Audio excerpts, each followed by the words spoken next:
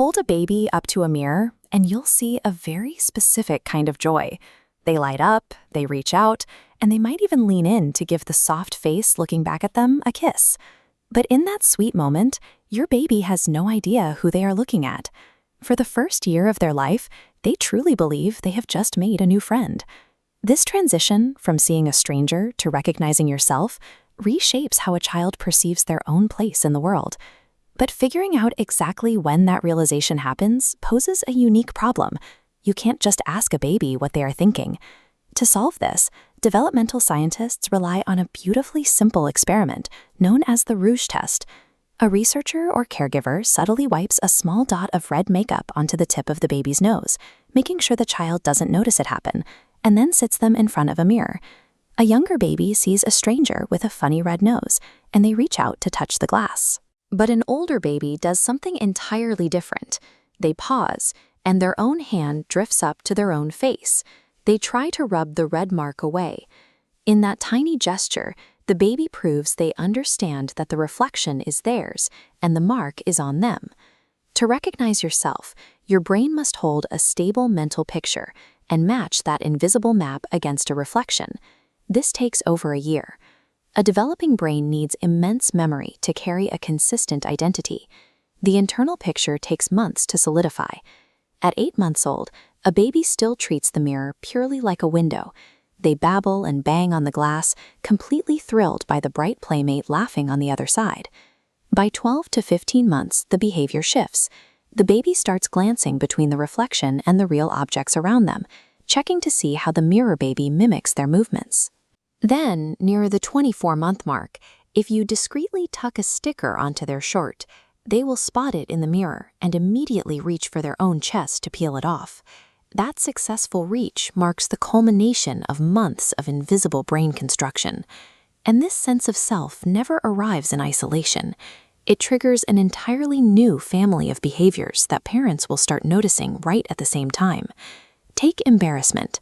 A 6-month-old cannot feel shy. To feel embarrassed, you must first possess a me that you can picture being on display to someone else. That same cognitive requirement causes toddlers to beam with pride when they stack their blocks, or show that very first flicker of guilt when they know they broke a rule. It is no coincidence this is the window when toddlers begin asserting independence with the word me, the word I, and the word mine. And so, remarkably, does empathy. Once you understand that you are a separate self, you can begin to grasp that the people around you are separate selves as well, with their own inner worlds. Grasping that you are an independent entity is the mandatory first step to understanding that people around you have their own independent feelings and that their distress matters. Self-recognition opens the door to these social bonds, linking a child's own identity to the discovery of other people's inner worlds.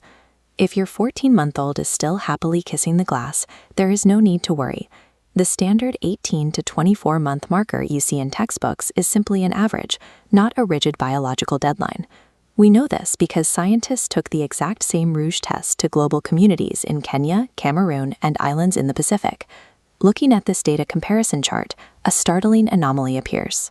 A vast majority of toddlers in these cultures technically fail the nose-touch test, often passing much later, well past their 3rd birthdays. But those children didn't lack self-awareness. Researchers realized that in cultures where children are raised to be polite and avoid drawing attention to themselves, a toddler will recognize the red mark perfectly well, but choose to freeze rather than make a fuss in front of an adult.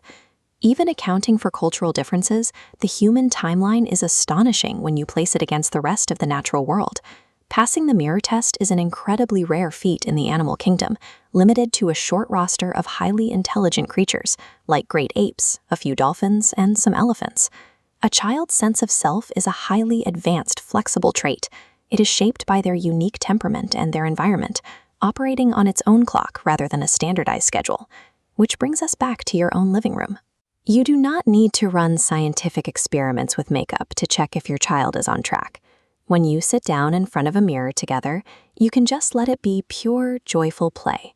Let them babble at the playmate in the glass without any pressure to prove what they know.